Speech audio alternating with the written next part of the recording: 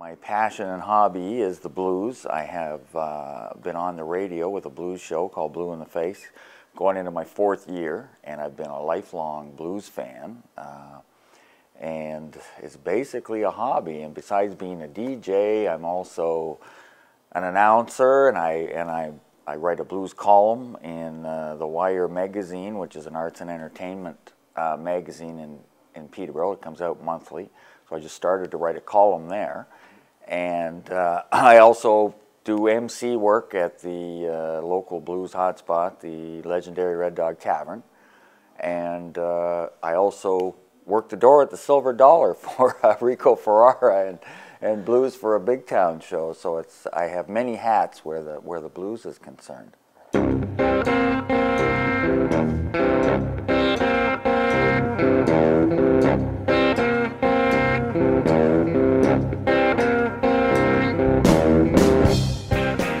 My relationship with him was largely that he was, he would book me to play, or he had a radio show in Peterborough, and we did a few radio interviews. But all the people who are involved in blues music and devote their lives to it, whether as musicians or agents or bar owners or DJs, we all have there's a bond that exists between all of us. And because everyone's interested in something and cares about it and wants to keep it alive, and Al was one of those guys. He was a great guy.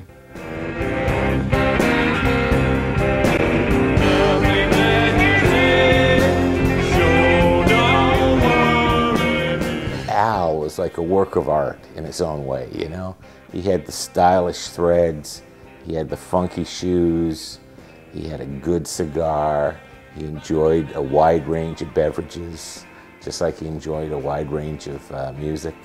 And just Al and his element. Just you could be at a show with 200 people and everybody would be grooving to the band and loving it.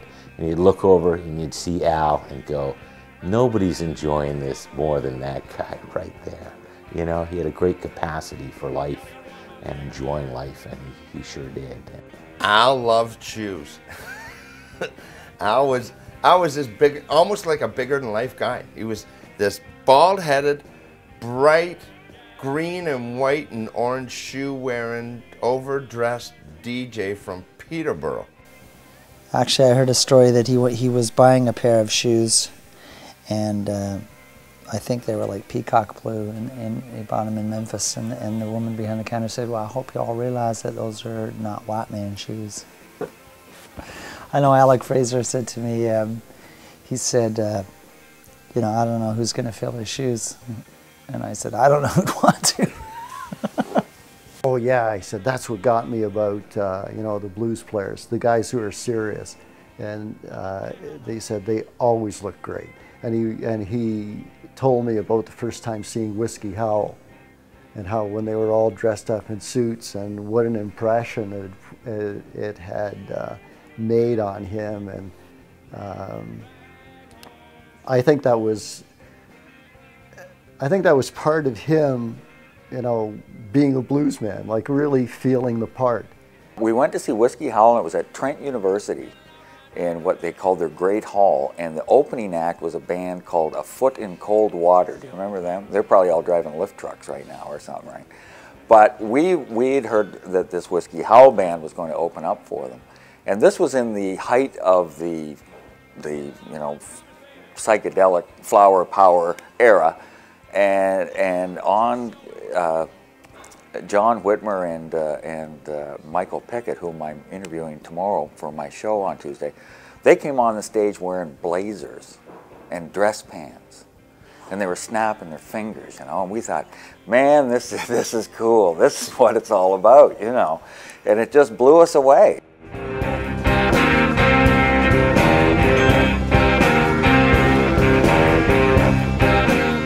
Always took a personal light for him, because he said, if you ever in trouble and need, you come to Peterborough, we'll take care of you. Well, hell, I felt good, because you feel good when you got backers and people behind you, and let you know if you fall, they're gonna pick you up.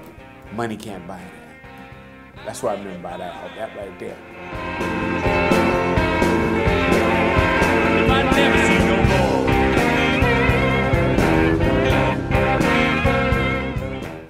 guess today, my real passion is the people that are out there playing today, and there's just so many great bands and so many people coming up, and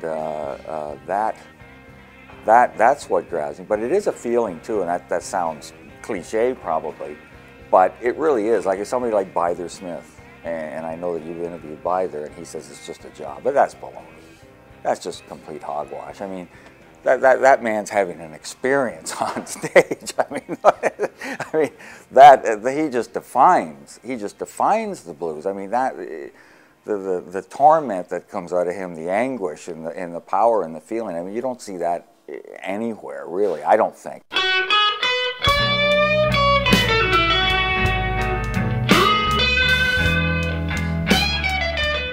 I got to visit Al at Princess Margaret a couple times, and I was never really sure what Al had.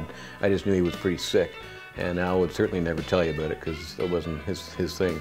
But I remember the day I walked in, he was very proud to show me his Peterborough montage of pictures from his party that was held for him as a benefit, and he had that up on his wall. He actually traveled with that picture from room to room. And he had a huge stack of CDs on his couch, so I couldn't sit down, of course, nor would he offer you a seat. And I just looked down and noticed that he had all these scars all across his ankles. And I said, "Al, what is this? I shouldn't ask you, but have they taken some arteries or veins from here and move them around with this, whatever they're doing to you?" And he said, "Oh shit, no." He said, "I spent my first 6 years of life over across the road at the other hospital." He apparently had been born with some pretty severe club feet, and if you listen to Al, his feet were on backwards. And through a whole bunch of painful operations, he had to have his feet rebuilt and turned around. And I mean, that was, to me, what Al was all about. The guy went through hell. He was still the first guy to crack you up at a party or in the side of some TBS event that he was at. And you'd never know anything but pleasure from the guy, because he was just a hilarious, positive, upbeat kind of a character. So it was just kind of a great guy to know. I didn't know Al very well, and I'd had this accident where I'd fallen off this ladder. And I wasn't handling it well. I'd never been hurt before. And you know, I was sleeping like an hour a night.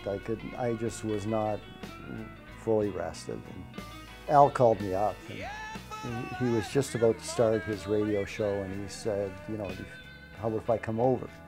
I said, "Okay, I'm not going to be very good company." So we got into the conversation and just sort of relaxing, and he said, "You know, everything looks really bad right now." I said, "But you haven't hit that hump yet. Once you get over that hump and you start healing, it's going to really accelerate. Like, you're going really slow now, but once you get over that hump, like you're not going to believe how quickly you're going to heal." He said, "Like me." He said, what happened to me last year?" I said, "Yeah, well, what happened?" He said, "I had a bone marrow transplant." All of a sudden I went, "You know, Al, I don't feel too bad." I feel really good. But that's the way it was, just sort of matter of fact. I mean, he talked about getting a spinal tap, like, you know, I probably make more of a fuss going to the dentist to get my teeth cleaned. I think Al set a pretty good example for anyone who is faced with a serious illness. Like, he never let it get in the way of his life, so to speak. Like, he kept on, he'd do his radio show from his hospital bed. And there was one time where, I know it happened more than once, but there was a time where he was, during one of his stays, probably maybe the last one in Toronto in hospital. And he, on a Saturday night, he left the hospital and showed up at the Dollar I don't even remember who was playing, but it was somebody that he wanted to see. And he came over to the club and caught the first show and went back to the hospital.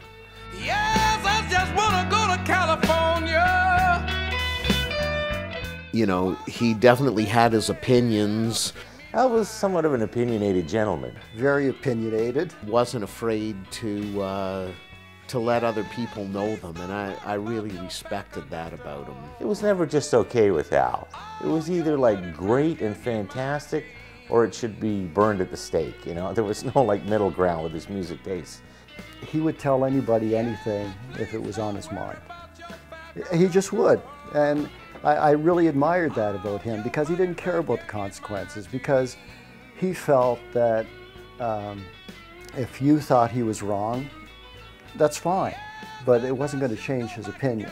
I wish I would have gone to school with him, because he was the kid that you wanted to sit in the back of the class with, in every class, not even the good classes, because Al had something incredibly, not nasty, because he was never ill-willed, but he always had something incredibly twisted to say about anybody and anything. And then you knew that that part of the story was ending, because you'd hear, anyway. And then you'd go on, so how are you? And then it'd be the state of the Blues Society. Those Blues Society guys, they don't know what they're talking about. Anyway. You go, and you go again. He was priceless.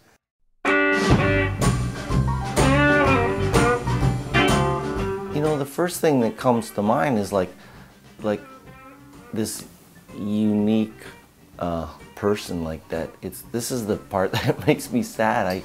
I somehow, I hope he can be, someone like him would come along again, but I somehow doubt it, you know? Like he was really rare, you know? He got musicians, he got us. I think that's what everyone wants, you know, is to be gotten, understood, and just the way he would converse with you and give you space in the conversation, and then give you the support and like a little news of, I played you on the radio, I got you a gig. He seemed to understand, you know, what would lift us without overwhelming us, you know. It's rare to find someone like that that really knows what you need and gives it to you in the right measure. Yeah, he loved the blues so much. Anytime I got to talk with him and hang with him at the Red Dog in Peterborough when I lived there, we always had lots of fun. He was very funny, and he knew his blues, man. He really knew his blues. Like, if I wanted to know something, or I'd ask him, you know. He really knew his stuff. Al was one of those guys. I think he touched so many people. Everybody feels like, oh, he really took a shining to us, you know, and I think that says a lot about the guy. Like, he just had a huge heart of gold.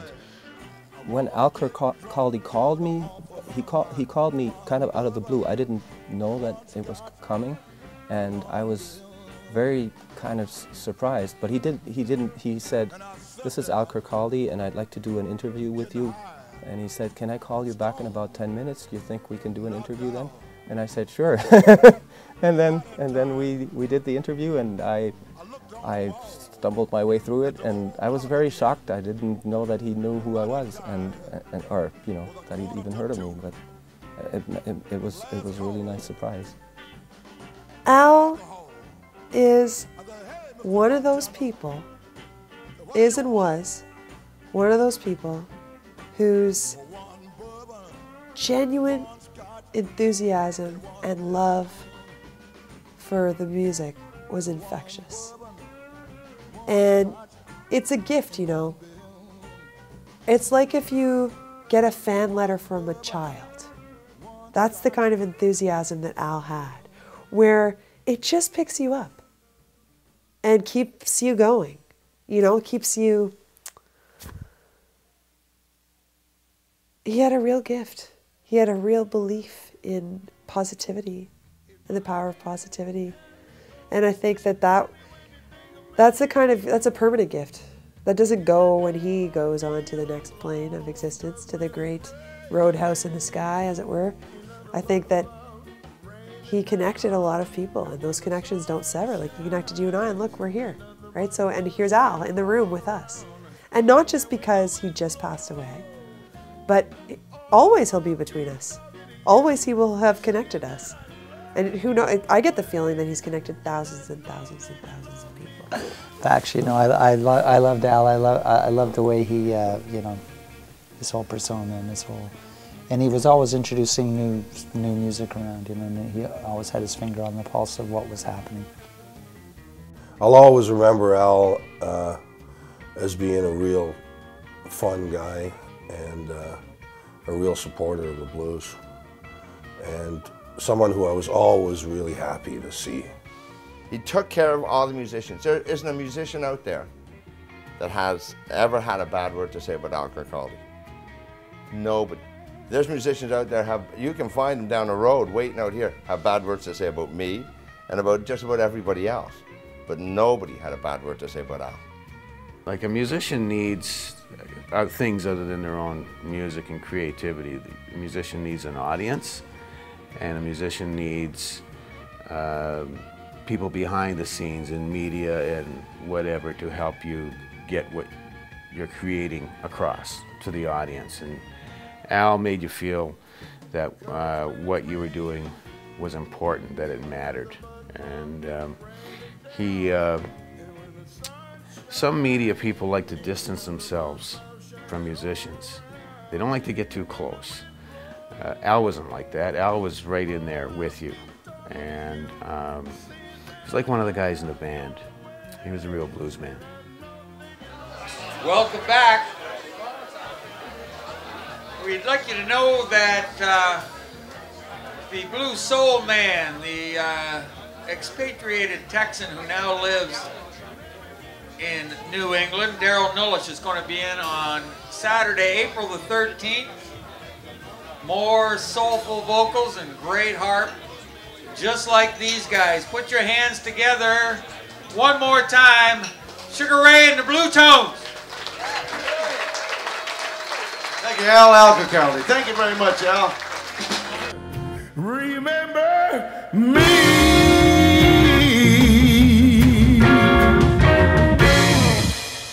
It always kills me when they talk about these rappers and how tough they are and blah, blah, blah, blah, blah. Well, geez, those old blues guys would have had them for breakfast, you know. They just,